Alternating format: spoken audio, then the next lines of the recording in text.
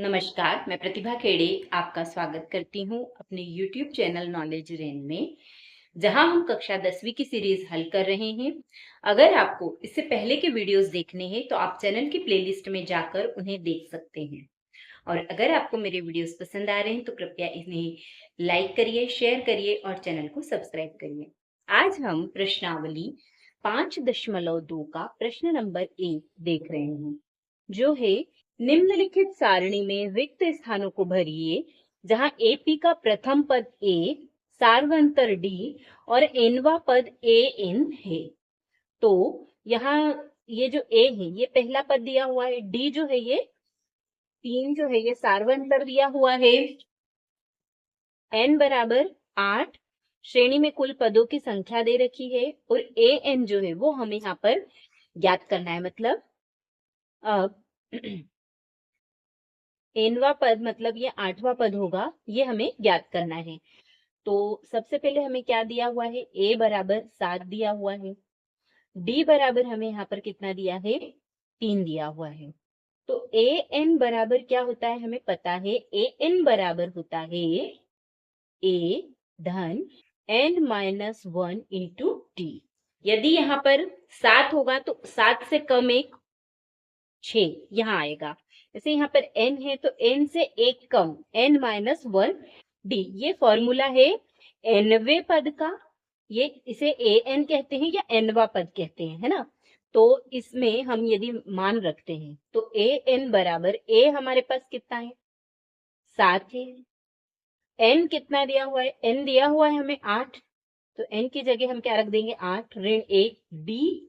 D कितना दिया है, डी 3 दिया हुआ है, तो डी की जगह 3 रख देंगे तो यह आ जाएगा 7 धन 8 में से 1 घटाएं कितना आएगा, 7 गुणे 3।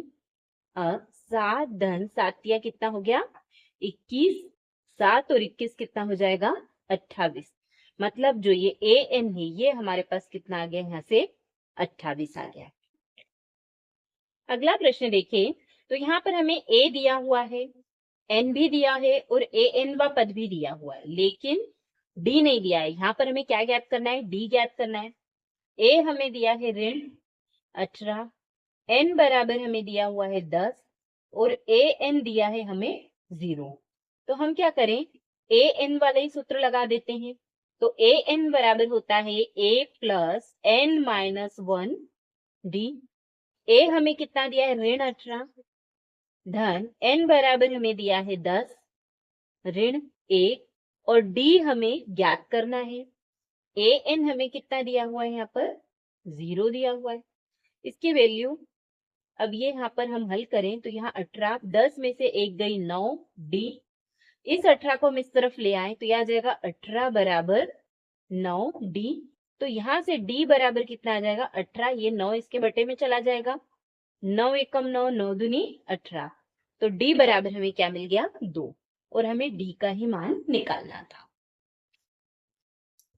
अब यहाँ देखें हमें ए का मान नहीं दिया हुआ, हमें डी बराबर दिया है ऋण 3, एन बराबर दिया है 18 और ए एन बराबर दिया है ऋण 5। तो यहाँ हम क्या करें, वही ए एन का ही सूत्र लगा देते हैं। तो ए एन बराबर क्या हो जाएगा हमारे पास, ए एन बराबर ए plus N minus 1 D. A N हमें कितना दिया हुआ है, ऋण 5, ए हमें ज्ञात करना है, एन दिया है 18, ये देखिए 18 ऋण 1 और डी कितना दिया है, ऋण 3। तो यहाँ मान कुछ नहीं, जो दिया है वो सूत्र में रख दिया है वहां के वहां। जैसे ए एन ऋण 5 दिया है, ए नहीं दिया है तो ए की जगह ए ही लिखा है, एन की जगह क्या लिख दिया है, 18 लिख दिया है और डी हमें ऋण 3 दिया हुआ है। अब इसको हम हल करें तो ऋण 5 बराबर ए धन 18 में से 1 गया कितना बचेगा, 17 गुणित ऋण 3। तो यहाँ यदि हम गुणा करें तो ये धन और ये ऋण क्या हो जाएगा, ऋण हो जाएगा और 17 तिया 51। तो ये 51 इस तरफ जाएगा तो क्या हो जाएगा, ऋण 5 और ये ऋण में है इधर आके धन में हो जाएगा बराबर ए। 51 में से हम 5 घटाएंगे तो कितना आ जाएगा हमारे पास, 46 आ जाएगा। 46 बराबर ए या ए बराबर 46 हमें यहाँ से मिल गया। तो यहाँ हमें मान मिला इसका 46। अगले वाले प्रश्न में देखिए, चौथे में दिया है हमें a बराबर दिया है ऋण 18.9, d बराबर दिया है 2.5, n का मान हमें निकालना है, an हमें दिया है 3.6। तो यहाँ पर भी वही सूत्र लगाएंगे हम, an बराबर a plus n minus 1 d। तो an तो हमें दिया हुआ है उसने 3.6, a बराबर दिया है ऋण 18.9, जहां जो लिखा है उसमें हम वैसे के वैसे ही मान रख रहे हैं। n हमें नहीं पता है इसलिए इसको ऐसा ही लिख दिया। d बराबर है हमारे पास 2.5। अब इसको हल करें तो 3.6 बराबर ऋण 18.9, अंदर इसका गुणा कर दें तो यह आ जाएगा 2.5 n ऋण 2.5। n यही रहने देते हैं, इन दोनों को हम हल कर लें तो कितना आ जाएगा, ये ऋण में है ये भी ऋण में, तो दोनों जुड़ जाएंगे और जुड़ेंगे तो क्या आएगा, 9 और 5 14 की 4 हासिल आया 1, 2 और 8 10 और 1 11 की 1 हासिल आया 1 और 1 2, यह आ जाएगा ऋण 21.4 धन 2.5 n। इसको उठाकर हम इस तरफ ले आते हैं, पक्षांतर कर दें तो यह आ जाएगा 3.6 धन 21.4 बराबर 2.5 n। अब इन दोनों को जोड़ें तो 6 और 4 10 की 0 हासिल आया 1 1 और 3 4 और जो हासिल का 1 है वो 5, यहां से आ गया ये 25 बराबर 2.5 n। तो n बराबर क्या आ जाएगा, यहाँ से ये 2.5 इस 25 के बटे में आ जाएगा। यहां से ये दशमलव हटा, 1 शून्य बढ़ी, 25 एकम 25, 25 एकम 25 और 0, यानी यहां से हमें मिल गया n बराबर 10। ये मान आ गया हमारे पास n बराबर 10। अगला देखें तो इसमें हमें a दिया हुआ है 3.5, d बराबर दिया है 0 और n बराबर दिया है 105। हमें क्या निकालना है, an का मान निकालना है। तो an बराबर होता है a plus n minus 1 d। सारे प्रश्न इसी एक सूत्र से हल हो गए। a का मान रख देंगे 3.5, n हमें दिया हुआ है 105, यहाँ 105 ऋण 1 आ जाएगा और d का मान हमें क्या दिया हुआ है 0। अब चूंकि 0 दिया है तो ये वाला पद तो क्या हो जाएगा, पूरा 0 हो जाएगा। तो an बराबर कितना आ जाएगा, यहाँ से 3, क्योंकि ये पद तो हट ही गया तो फिर यहाँ बचा क्या 3.5। तो an बराबर हमारे पास आ जाएगा 3.5। इस तरह से ये सारणी जो है वो पूरी हुई। अगला प्रश्न देखिए, प्रश्न नंबर 2, निम्नलिखित में सही उत्तर चुनिए और उसका औचित्य दीजिए। हमें एपी दे रखी है 10 7 4 और इसका 30वां पद हमें बताना है।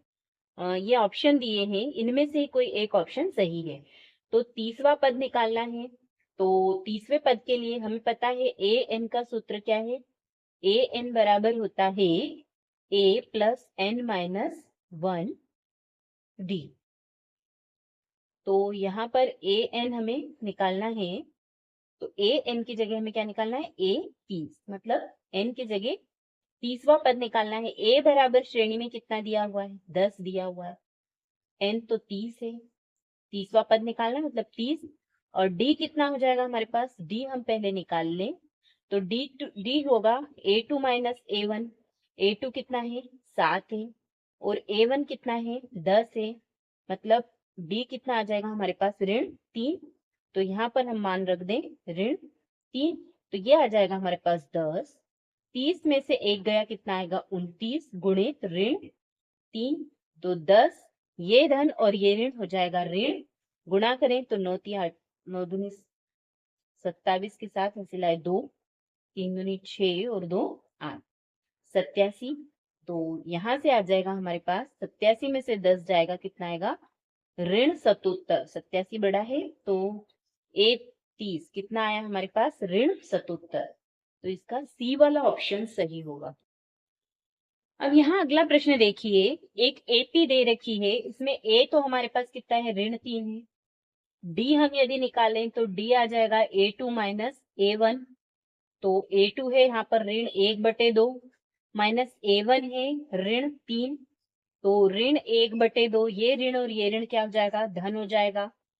3/1, यदि एलसीएम ले तो आएगा 2, 1 में 1 का गुणा करें ऋण 1, 2 में 3 का गुणा होगा 6, तो यहां से हमारे पास ये आ जाएगा 5/2। ये हमारे पास आ गया डी का मान। इसका हमें 11वां पद निकालना है, तो 11वां पद मतलब A11। A11 बराबर क्या होगा, A प्लस n-1 D। तो A की जगह तो हमारे पास क्या है, A की वैल्यू तो हमारे पास है ऋण 3 और n 11वां पद है, तो 11 ऋण 1 और D कितना निकला हमारे पास 5/2। अब इसको हम हल कर ले तो जो वैल्यू आएगी वही उत्तर है। तो ऋण 3, 11 में से 1 गया कितना आएगा 10 गुणित 5/2, 2 एकम 2, 2 पंजे 10, कितना आ जाएगा 25। तो इसको यदि हम हल करते हैं तो 25 में से 3 गया कितना आएगा 22, मतलब इसका बी वाला ऑप्शन जो है वो सही। प्रश्न नंबर 3 देखिए, निम्नलिखित समांतर श्रेणियों में रिक्त खानों के पदों को ज्ञात कीजिए। अब यहाँ पर हमें पहला पद दिया है 2 और आखिरी पद मतलब तीसरा पद दिया है 26, तो हमें ये बीच वाला पद हमें निकालना है। तो A हमें दिया है इसमें 2 और AN या फिर A3 समझे तो कितना दिया है 26 दिया हुआ है। तो हम यहाँ पर A3 वाला ही फॉर्मूला लगा देते हैं। A3 बराबर A प्लस n-1D होता है, तो यहाँ कितना आएगा 2D। यहाँ यदि 3 है तो 3 से 1 कम यहाँ पर आएगा, तो A बराबर हमारे पास कितना है 2 है। 2 गुणित D तो हमें नहीं पता है, D निकालना है, लेकिन A3 का मान कितना है, तीसरा पद 26 है, ये हमें मालूम है 26। तो अब इस 2 को हम उठाकर इधर ले आए तो ये हो जाएगा ऋण में 26 ऋण 2 बराबर 2D। 26 में से 2 जाएगा कितना बचेगा 24 बराबर 2D। तो यहां से D बराबर क्या आ जाएगा 24/2। इसको यदि हम काटते हैं तो हमें क्या मिल गया D बराबर 12। अब D हमें मिल गया है कितना 12, तो हमें निकालना कौन सा है यहाँ पर दूसरा पद। तो दूसरा पद क्या आएगा A2 बराबर A धन D।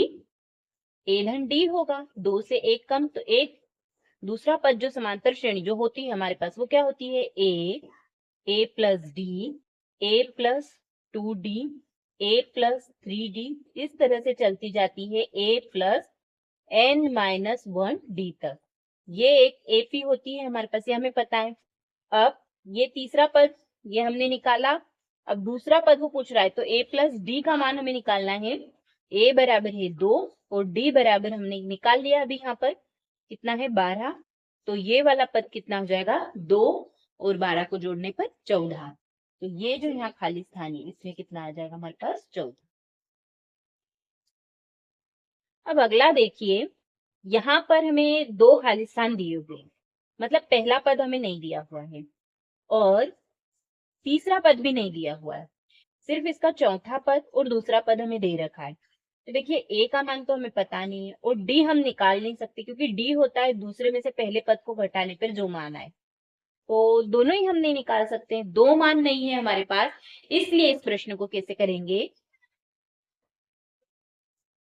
हमें कौन सा पद दिया हुआ है दूसरा पद दिया हुआ है, तो हमें पता है A2 बराबर मतलब दूसरा पद क्या होता है A प्लस D होता है। ये देखिए दूसरा पद A प्लस D होता है। अब हमें दूसरे पद का मान जरूर दे रखा है, मतलब दूसरे पद का मान कितना दे रखा है 13 दे रखा है। तो यहां से हम देखें A प्लस D बराबर क्या आ रहा है 13, ये हमारे पास एक समीकरण आ गया। अब देखें तो चौथे पद का मान भी दे रखा है, चौथे पद का मान क्या आता है, देखिए ये चौथा पद है A प्लस 3D। तो A तो हमें नहीं मालूम है, A प्लस 3D यही हो गया हमारे पास। क्या A प्लस 3D का मान क्या दे, चौथे पद का मान क्या दे रखा है 3 दे रखा है, तो A प्लस 3D बराबर हमें कितना दे रखा है उसने 3 दे रखा है, तो ये आ गया हमारे पास समीकरण 2। अब ये समीकरण 1 और समीकरण 2 की सहायता से पिछली प्रश्नावलियों में हम समीकरण हल करके मान निकालना सीख चुके हैं, विलोपन विधि से, विस्थापन विधि से हमने सीखे थे ना, एक्स वाई वाले समीकरण है उनको हल करना। तो यहाँ पर हम वही विधि लगाते हैं। अब यहाँ पर देखिए, सीधे हम समीकरण 1 में से समीकरण 2 को घटा सकते हैं। समीकरण 1 में से समीकरण 2 को घटाने पर समीकरण 1 है a प्लस डी बराबर 13 और ये है a प्लस 3d बराबर 3। यदि हम घटाते हैं तो ये a कट जाएगा, ये चिन्ह बदल जाएंगे, d में से 3d गया, कितना आ जाएगा ऋण 2d, और 13 में से 3 जाएगा, कितना आ जाएगा हमारे पास 10 आ जाएगा। तो यहां से d बराबर कितना आ जाएगा ऋण 10/2, मतलब d बराबर हमारे पास आ गया ऋण 5। d का ये मान हम काय में रख दें, समीकरण 1 में रख दें, तो हमें क्या मिल जाएगा, a प्लस डी बराबर 13 है, तो d की जगह हम यहाँ क्या रख दें, ऋण 5 रख दें। तो a बराबर कितना आ जाएगा 13 धन 5, मतलब a बराबर हमारे पास कितना आ गया 18 आ गया। मतलब इसका पहला पद क्या आ गया हमारे पास 18 आ गया। और अगला पद हमें जो निकालना है वो क्या आ जाएगा, जो तीसरा पद है वो क्या आ जाएगा हमारे पास, a3 बराबर हो जाएगा a प्लस 2d, ये है तीसरा पद। तो a हमारे पास आ चुका है 18 और 2 गुणित d का मान है हमारे पास ऋण 5, तो ये आ जाएगा 18 ऋण 2 पंजे 10 बराबर 8। तीसरे पद का मान कितना निकला हमारे पास, 8 निकला। इस तरह से इस प्रश्न को हल करेंगे। अब अगला प्रश्न देखें, उसमें हमें a का मान दे रखा है, उसने 5 है, पहला पद दे रखा है, और चौथे पद का मान भी हमें दे रखा है, क्या दे रखा है 9 सही 1/2। इसको यदि हम हल करें तो 9 दूनी 18 और 1 19/2, ये चौथे पद का मान है। तो हमें दूसरा और तीसरा पद हमें निकालना है, तो a2 का मान हमें निकालना है। तो a2 बराबर क्या हो जाएगा, a प्लस डी, लेकिन d का मान तो हमें दिया ही नहीं है और a2 का मान भी हमें नहीं दिया है, d का मान हम यहाँ पर निकाल भी नहीं सकते हैं। तो a का मान हमें दिया हुआ है कितना है 5 प्लस d, यहाँ पर हमें चूंकि d का मान हमें नहीं दे रखा है तो हम सीधे चौथे वाले पद का सूत्र लगा देते हैं। चौथा पद कौन सा है, a प्लस 3d, तो a4 बराबर हमारे पास क्या है a प्लस 3d। तो a4 का मान, चौथे पद का मान हमें दे रखा है, उसने कितना दिया हुआ है 19/2। a का मान भी हमको दे रखा है उसने 5, तो यहां से काय का मान निकल जाएगा, d का मान निकल जाएगा। 3d को हम इधर ही रहने देते हैं, 5 को इस तरफ लेके आते हैं, तो ये आ जाएगा 19/2 ऋण 5/1 बराबर 3d। लघुत्तम ले तो लघुत्तम 2 आ जाएगा, 1 में 19 का गुणा 19, 2 पंजे 10 बराबर 3d। अब 19 में से 10 गया, कितना आ जाएगा 9, 9/2 बराबर 3d। तो d बराबर कितना आ जाएगा, ये 3 भी इसके बटे में आ जाएगा, तो d बराबर आ जाएगा 3 एकम 3 3 9, d बराबर हमें मिल गया 3/2। अब हमें दूसरा और तीसरा पद निकालना है, तो दूसरा पद क्या हो जाएगा, a2 बराबर a प्लस डी। तो a तो हमारे पास कितना है 5 है और d का मान हमने निकाल लिया है 3/2। तो यदि हम इसको हल करते हैं तो कितना आ जाएगा हमारे पास, 2 पंजे 10, 1 का गुणा 3 में 3, 10 और 3 13/2। मतलब ये जो दूसरा पद है ये तो हमारे पास आ गया 13/2। और हमें जो तीसरा पद निकालना है, तो तीसरा पद a प्लस 2d होगा। ये देखिए a प्लस 2d, a बराबर हमारे पास 5 है और d हमने अभी निकाला, कितना निकाला 3/2, 2 से 2 कटा, 5 और 3 8। तो तीसरा पद हमारे पास कितना आ जाएगा, 8 आ जाएगा। अब इसका चौथा प्रश्न देखिए, इसमें हमें a का मान उसने दे रखा है और 1 2 3 4 5 और छठा पद है। छठा पद कितना है, 6 है। बीच के जो 4 पद है ये हमको निकालना है, पर यहाँ पर हमें डी का मान नहीं दिया हुआ है, तो सबसे पहले हम A6 की सहायता से क्या करेंगे, डी का मान निकाल लेंगे। अब छठा पद कितना होगा, A प्लस 5D, एक कम होता है यहाँ पर, तो A बराबर तो हमको उसने प्रश्न में दे रखा है ऋण 4, 5D, और ये जो छठा पद है ये कितना दे रखा है, 6 दे रखा है।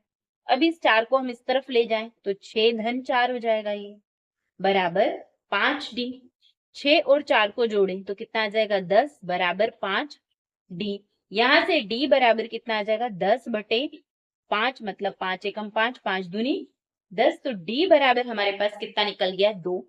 अब हमारे पास चूंकि A का मान भी है, D का मान भी है, तो हम ये आगे के सारे पद निकाल लेंगे। कैसे निकालेंगे, दूसरा पद पूछ रहा है वो A2, तो A2 ये है दूसरा पद, A प्लस D। A का मान हमारे पास है ऋण 4, और D हमने निकाला अभी, कितना निकाला, 2, तो ऋण 4 और 2 कितना आ जाएगा, ऋण 2, तो दूसरा पद हमारे पास आ गया ऋण 2। अब तीसरा पद देखें तो ये हो जाएगा A प्लस 2D। A हमारे पास है ऋण 4, 2 गुणित D बराबर है 2, तो आ जाएगा ऋण 4 धन 2 दूनी 4, 4 और ऋण 4 बराबर 0, मतलब तीसरा पद 0 आ गया। चौथा पद निकालें तो A प्लस 3D, A हमारे पास है वही ऋण 4, 3 गुणित D बराबर है 2, तो ऋण 4 धन 3 दूनी 6, इन दोनों को हल करेंगे तो कितना आएगा, धन का 2, ये अगला पद निकल गया। अब पांचवा पद देखें तो A प्लस 4D आएगा। A हमारे पास है ऋण 4 धन 4 गुणित D बराबर है 2, तो इसको हल करने पर ऋण 4, 4 दूनी 8 बराबर कितना आ जाएगा, 4 आ जाएगा। अगला पद हमारे पास आया 4। इस तरह से इनको हम निकालेंगे। अगला प्रश्न देखिए, अब यहाँ पर फिर से हमें A नहीं दे रखा है। जहां A नहीं दे रखा हो वहां पर हमें दो समीकरण बनाकर A और D के मान निकालने पड़ेंगे, क्योंकि A है नहीं और D का मान हम यहाँ पर निकाल सकते नहीं है। तो दूसरे पद का मान हमें दे रखा है, और 1 2 3 4 5 और छठे पद का मान भी हमें दे रखा है। तो A2 बराबर कितना होता है, दूसरा पद A प्लस D होता है, A प्लस D। A का मान तो हमारे पास है नहीं, D का मान भी हमारे पास नहीं है, पर A2 बराबर कितना है, 38 है।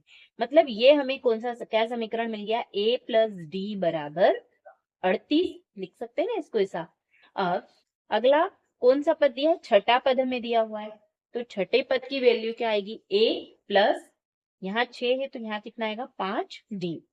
तो यदि हम इसमें मान रखें तो हमें A और D के मान तो पता नहीं है, लेकिन A6 हमारे पास कितना है, ऋण 22 है, तो इसको हम लिख सकते हैं A प्लस 5D बराबर ऋण 22। अब ये मिल गया हमें समीकरण 1 और ये मिल गया समीकरण 2। इन दोनों समीकरणों को हल करके हम A और D के मान निकाल सकते हैं। तो विलोपन विधि से हम पढ़ चुके हैं पिछले अध्याय में विलोपन विधि। तो यहाँ पर देखिए समीकरण 1 में से हम समीकरण 2 को क्या करें, घटा दें। समीकरण 1 में से समीकरण 2 को घटाएंगे तो यह आ जाएगा A प्लस D बराबर 38 और A प्लस 5D बराबर ऋण 22। इसको घटाएंगे तो क्या होगा, चिन्ह बदल जाएंगे, यहाँ धन है ऋण हो जाएगा, ये ऋण हो जाएगा और ये ऋण धन हो जाएगा, तो ये कटा। अब D में से ऋण 5D घटेगा तो कितना आएगा, ऋण 4D। इन दोनों को क्या करना पड़ेगा, जोड़ना पड़ेगा, धन का चिन्ह है, 8 और 2 10 की शून्य हासिल आया 1, 3 और 2 5 और 1 6 60। यहाँ से D बराबर हमारा आ जाएगा ऋण 60/4, ये ऋण इस तरफ आ गया। अब इसको हम हल करें तो 4 एकम 4, 4 एकम 4 बचा 2, 4 पंजे 20, मतलब D बराबर हमारे पास आ गया ऋण 15। ये ऋण 15 हम रख दें समीकरण 1 में, तो A प्लस D बराबर कितना है, 38 है।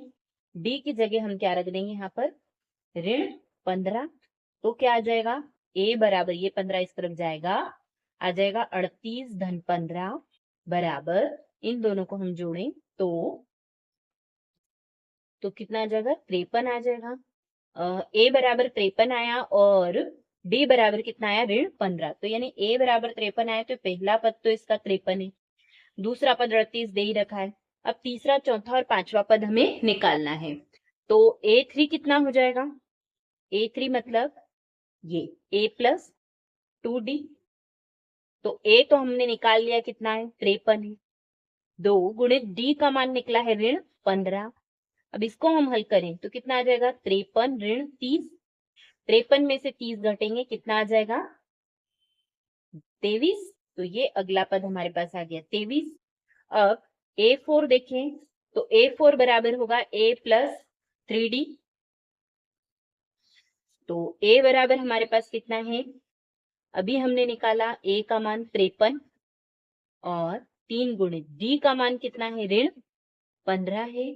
इसको हल करें तो ये आ जाएगा 53 ऋण धन और ऋण ऋण हो जाएगा, 15 तिया 45। 53 में से 45 घटेगा, कितना आएगा? 8। तो यहाँ पर इसका अगला पद आ जाएगा 8। अब नेक्स्ट अगला देखें A5 बराबर, तो A5 होगा A plus 4D। A plus 4D मतलब A की जगह हम रखेंगे 53 और 4 गुणित D ऋण 15 है। अब इसको हल करें तो 53 ऋण धन और ऋण ऋण हो जाएगा, 15 15 चौक 60। 60 में से 53 घटेगा, कितना आएगा? ऋण का उत्तर आएगा 7।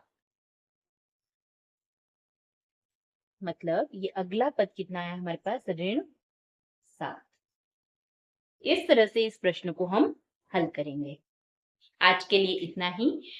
धन्यवाद। अगर आपको मेरे वीडियोस पसंद आ रहे हैं तो कृपया इन्हें शेयर करिए, लाइक करिए और चैनल को सब्सक्राइब करिए।